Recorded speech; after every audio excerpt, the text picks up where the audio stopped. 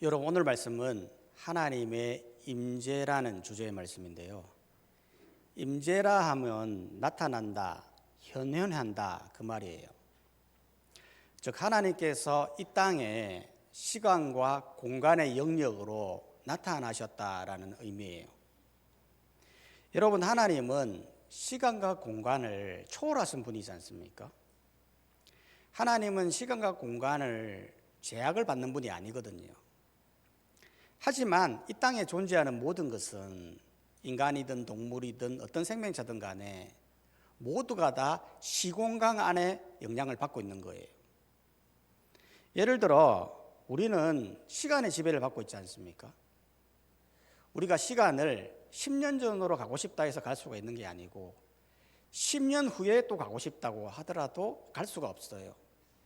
왜냐하면 시간의 지배를 받고 있거든요. 뿐만 아니라 공간의 지배도 받고 있어요. 우리가 지금 당장 이 공간 안에 있는데요, 내가 바로 서울로 가고 싶다 해서 서울로 가지는 게 아니고 내가 미국으로 바로 가고 싶다 해서 갈 수가 없어요. 왜냐하면 우리는 공간 안에 갇혀 있기 때문에 그런 거예요. 그런데 하나님은 시공간을 초월하신 분이라는 거예요. 그래서 어디나 어디서든 어느 시간이든 간에 자유롭게 다닐 수 있는 분이죠. 그런데 하나님께서 임재하셨다라는 것은 바로 인간이 있는 이 세계에 시간과 공간 안으로 들어오셨다는 의미죠. 실제로 오늘 본문에 보면 하나님이 임재하시지 않습니까? 어떻게 임재하셨습니까? 18절 말씀해 보니까 출애굽기 20장 18절에 보면 뭇백성이 우레와 번개와 나팔 소리와 산의 연기를 본지라 그들이 볼 때에 떨며 멀리 서서. 즉 하나님께서 우레와 번개로 나팔 소리로 산의 연기로 임재하신 거예요. 사실 이게 엄청난 광경 아니겠습니까? 이스라엘 백성들이 산에 있는데 갑자기 우레와 번개가 우르르 쾅쾅 하면서 치는 거예요. 그리고는 나팔 소리가 들리는데 한 번도 들어본 적이 없는 나팔 소리, 엄청나게 웅장하고 놀라운 소리가 들리는 거예요. 그리고는 아주 신비한 연기로 임재했던 겁니다.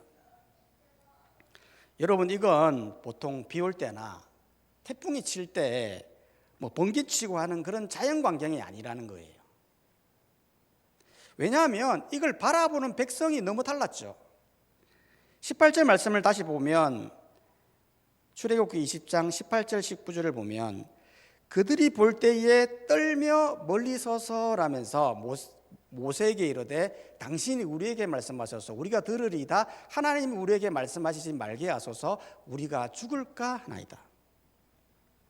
즉 하나님의 임재가 얼마나 두렵고 떨렸으면 벌벌벌 떨면서 하나님의 음성만 들어도 죽을 것 같으니까 우리에게 말씀하지 말라고, 그러면 우리가 죽겠다라고 할 정도로 엄청난 임재를 경험했던 겁니다. 바로 우리 하나님은 이런 분이라는 거예요. 하나님은 자신의 존재를 조금만 드러내도요, 사람들은 벌벌벌 떨 정도로 위험 있고 두려운 존재라는 거예요. 그러면 하나님은 왜 자신을 드러낼 때 왜 자연의 현상으로 드러나느냐는 거예요. 그냥 하나님이 있는 모습 그대로 탁 드러내면 얼마나 좋겠습니까? 그런데 왜 하나님은 자연의 현상을 통해서 우레와 번개로, 왜 연기로 자신의 임재를 드러내느냐는 거예요. 하나님께서 그렇게 하시는 이유는 다른 게 아니라 하나님은 거룩하신 분이기 때문에 죄인인 인간이 볼 수 없기 때문에 그런 거예요.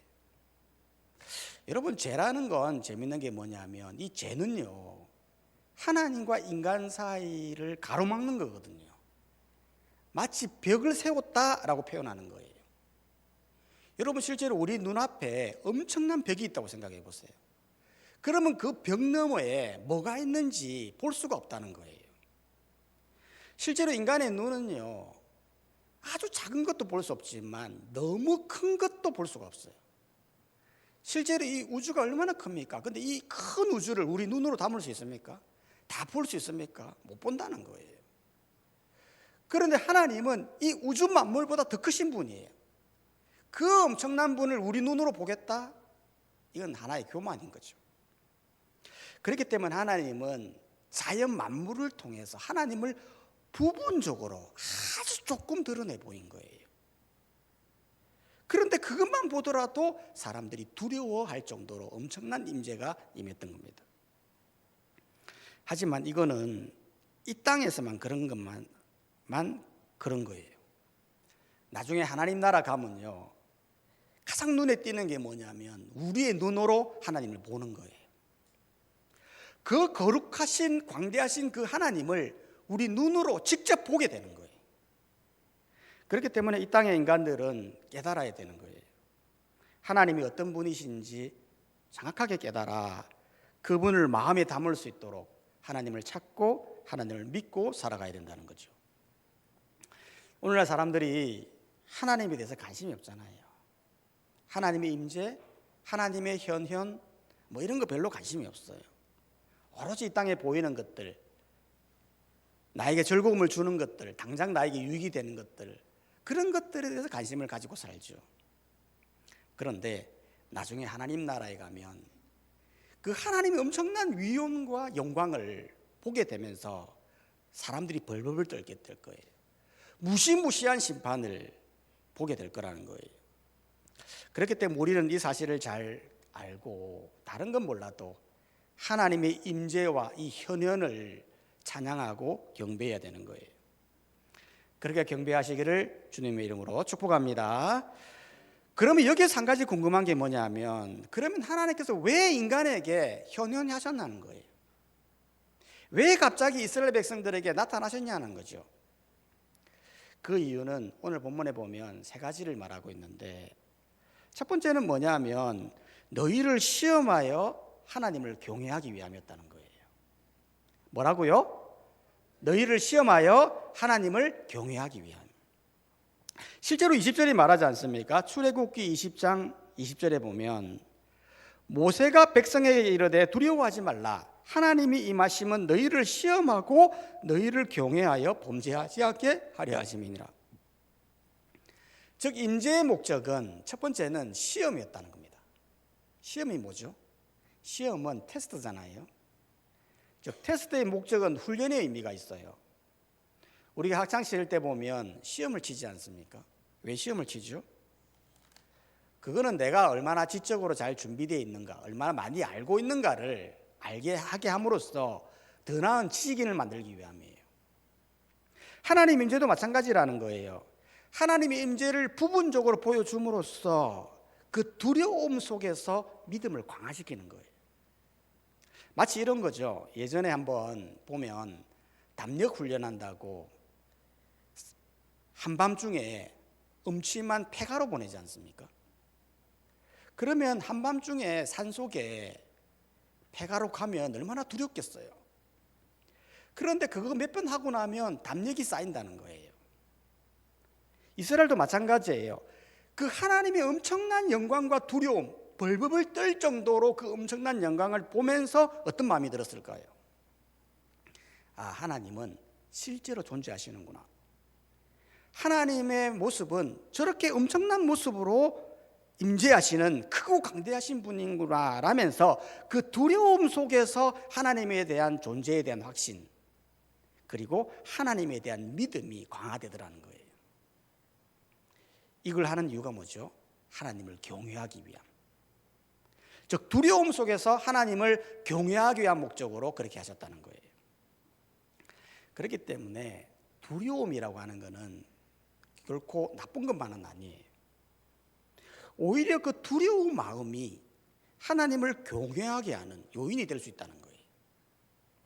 실제로 다윗이 성전 건축할 때에 다윗이 성전 언약궤를 옮기려고 했지 않습니까? 그랬더니 사람들이 다 두려워했어요. 왜냐하면 언약궤로 인하여 수많은 사람들이 죽는 그런 전력을 본 적이 있거든요. 즉 두려움을 통해 하나님을 경외하는 모습이 있었단 말이에요. 그런데 그 언약궤가 아비나답의 집에서 20년 동안 머물게 돼요.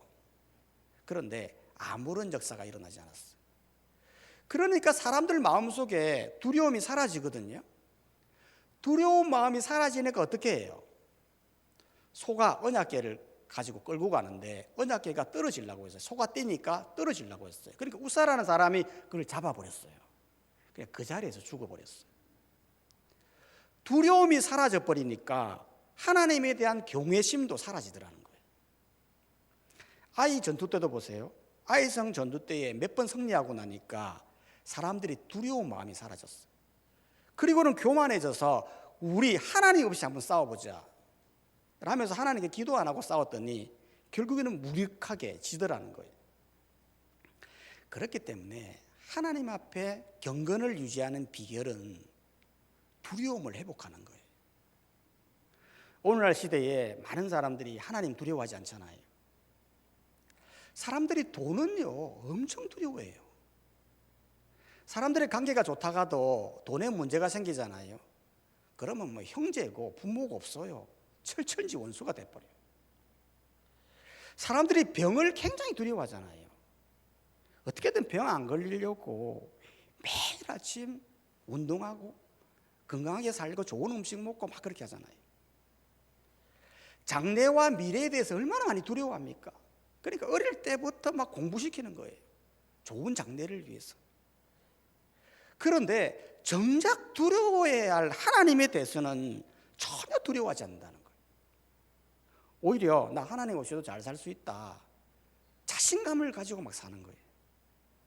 하지만 두려움이 없는 인생은 결국 패망이에요. 빌립보서 2장 12절은 말하거든요.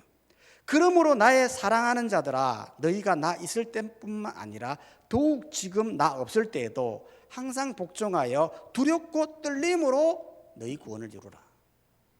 구원을 이루는 목적이 두렵고 떨림으로 이루는 거라는 거예요. 두렵고 떨림이 뭐예요? 경외심이에요. 경외라는 단어가 한자로 보면 공경할 경, 두려울 외거든요.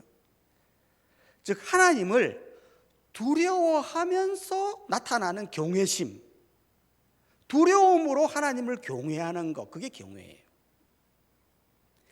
구원에 있어서 이게 가장 중요한 거라는 거예요. 우리는 하나님을 두려워하지 않는 이 시대 가운데서 이 두려움이 회복되어야 돼요. 하나님은 너무나 강대하신 분, 하나님은 엄청난 임재로 역사하시는 분임을 깨달아 두렵고 떨리는 마음으로 하나님을 경외해야 하는 거예요.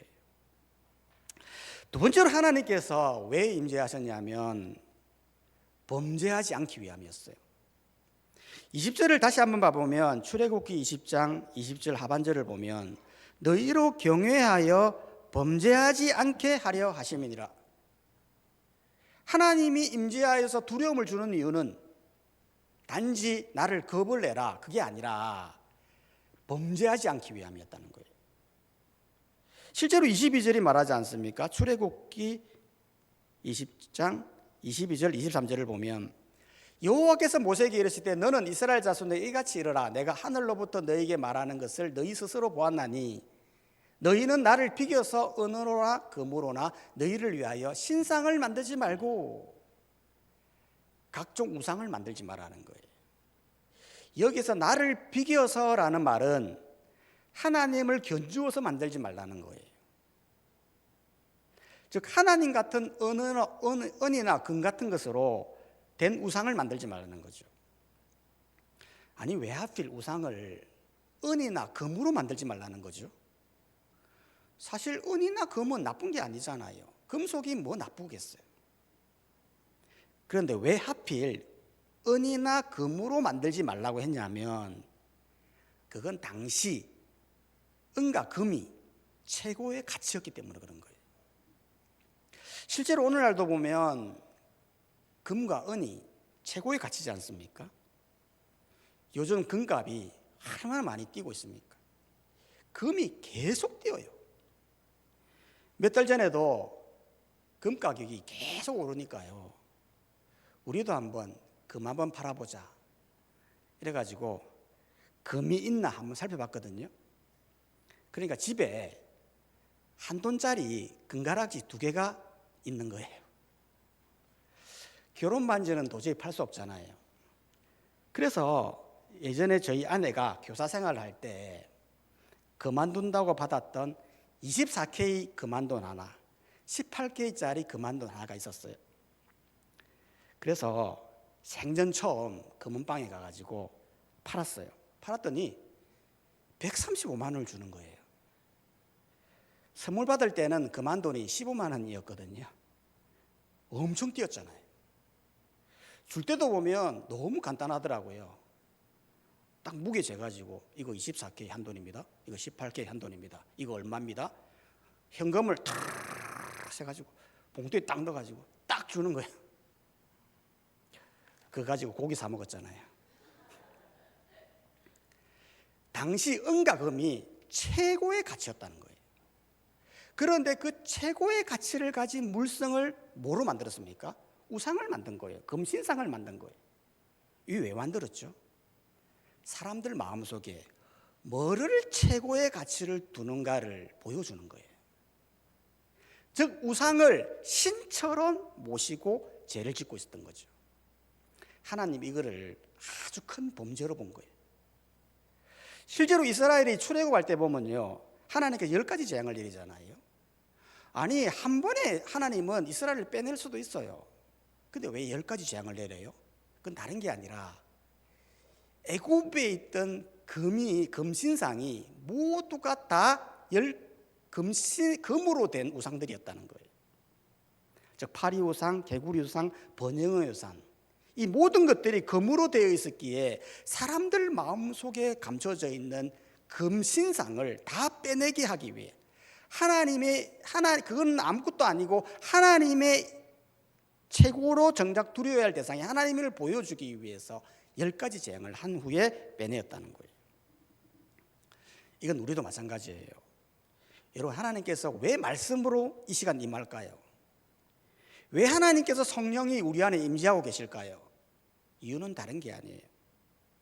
뭐가 최고의 가치인가를 보여주려고 하는 거예요. 이 세상 사람들이 생각하는 최고의 가치로 생각하는 그러한 것들은 아무것도 아니고 정말 가치롭게 생각해야 할 건 하나님 자신임을 보여줌으로써 이 땅에서 범죄치 않고 거룩하게 살게 하기 위한 목적이었다는 거예요. 그렇기 때문에 우리는 우리에게 임재하시는 하나님의 이 임재를 가볍게 여기면 안 돼요. 세상 사람들은 다른 것에 더 가치를 두고 막 살아가잖아요. 그런 것에 혼욕되지 말고 우리는 하나님만이 최고의 가치인 줄 알고 우상 앞에 절하지 말고 하나님만 경배하는 우리가 되어야 한다는 거예요. 세 번째로 하나님께서 왜 임재하셨냐면 세 번째 이유는 예배의 제단을 쌓기 위함이었어요. 실제로 하나님은 우상을 만들지 말라라고 하면서 한 가지 중요한 사실을 말씀해 주셨어요. 그게 뭐였냐면 24절에 예배의 제단이었어요. 출애굽기 20장 24절에서 26절을 보면 내게 토단을 쌓고 그 위에 내 양과 소로 내 번제와 화목제를 드리라. 내가 내 이름을 기념하게 하는 모든 곳에서 내게 임하여 복을 주리라. 내가 내게 돌로 제단을 쌓거든 다듬은 돌로 쌓지 말라. 내가 정으로 그것을 쪼면 부정하게 함이니라. 너는 청계로 내 잔에 오르지 말라. 내 아체가 그 위에서 드러날까 함이니라. 즉 토단을 가지고 제단을 만들어라 그렇게 이야기했던 거예요. 아니 왜 그렇게 하라는 거죠? 화목제, 번제, 즉 하나님께 예배해야 함을 강조했던 거예요. 실제로 하나님께서 왜 임재하십니까? 정작 예배할 대상이 누구인가를 보여주는 거예요. 즉 예배할 대상이 금으로 된 은으로 된 우상이 아니라 하나님임을 알게 하기 위해서 임재하시는 거죠. 그렇기 때문에 우리는 하나님께만 예배해야 되는데, 그런데 재밌는 건 하나님께서 이렇게 제단을 쌓으라고 하시면서 한 가지 주의할 것을 말씀하셨어요. 그게 뭐였냐면 제단을 쌓을 때 다듬은 돌로 하지 말라는 거예요. 25절을 다시 한번 봐보면 네가 내게 돌로 제단을 쌓거든 다듬은 돌로 쌓지 말라. 그렇게 하면 부정하게 된다. 그렇게 이야기했던 거예요. 아니 토단을 쌓으려면 제단을 만들려면 돌을 잘 다듬어야 되지 않습니까? 돌을 잘 다듬어 가지고 차곡차곡 쌓아 올려야 견고하고 그리고 보기에도 화려하고 좋단 말이에요. 그런데 안 다듬어 보세요. 울퉁불퉁해 보세요. 그러면 모양도 볼품이 없고 견고하지도 않아요. 실제로 이방인의 제단을 보면요, 진짜 화려하거든요. 이방인들은 제단은 금으로 된 거는 기본이고, 돌도요 굉장히 잘 다듬어서 정교하게 화려하게 멋지게 지었단 말이에요. 그런데 하나님은 왜 돌을 다듬지 말고 볼품 없이 왜 만들려고 했는 거예요? 그 이유는 다른 게 아니에요. 그 어떤 것도 우상이 되어서는 안 된다는 걸 교육하기 위함이죠. 즉 하나님을 위해서 제단을 만드는 것은 좋은 일이지만 그 제단이 너무 아름다워 버려서 그 제단의 마음을 빼앗기게 된다면 그것은 하나의 또 우상이 되어 하나님을 잊어버릴까 봐 다듬지 말라라고 한 거예요. 응성해도 상관없다는 거예요. 부족해도 상관없다는 거예요. 보기 안 좋아도 상관없다는 거예요. 본질은 하나님께 예배해야 하는 것을 강조했던 거예요. 실제로 사람들은 화려한 거, 눈에 꽉 차 보이는 거, 그런 거 되게 좋아하잖아요. 실제로 우리 예수님도 보면 예루살렘 성전을 보면서 우시거든요. 아니 왜 예수님께서 우셨을까요? 왜 우셨냐 하면 사람들이 너무나 잘 지어진 예루살렘 성전을 보면서 찬양하고 예배했어요. 야, 성전 너무 멋지다. 이런 곳에서 예배드리는 내가 너무 자랑스럽다. 라면서 하나님을 막 찬양하고 경배했어요. 아니 이게 뭐가 나빠요? 근데 예수님은 다르게 보신 거예요. 성전은 하나님께 나아가는 도구에 불과한 건데 그 성전을 보면서 성전을 찬양하고 있는 거예요. 그러니까 앞으로 무너질 그 예루살렘 성전을 보면서 너무 가슴 아파 울고 있었다는 거예요. 이건 우리도 마찬가지라는 거예요. 여러분 우리가 하나님께 예배한다는 건 눈에 보이는 화려함이 아니에요. 사람들은 뭔가 눈에 좋은 거 좋아하죠. 좋은 시설, 화려한 모습, 많은 프로그램, 이벤트. 물론 그런 것들이 예배를 돕는다면 좋은 거죠. 하지만 그것이 내가 바라보는 또 하나의 우상이 되어버렸어. 하나님보다 눈에 보이는 걸 더 섬긴다면 하나님은 그러한 예배를 기뻐하지 않는 거예요.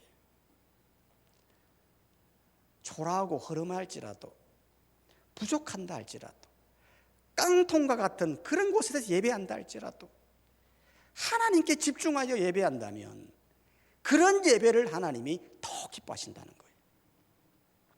우리는 하나님이 임재하셔서 그 두려움 속에서 하나님을 경외하게 하고 범죄하지 않게 하고 하나님께만 예배하게 하는 그런 하나님을 보면서 우리는 더더욱 그 두려움을 회복하고 하나님을 경외함으로 하나님을 예배하는 그러한 인생이 되어야 할 것입니다. 그런 복된 성도님들 되시기를 주님의 이름으로 축복합니다. 다 함께 찬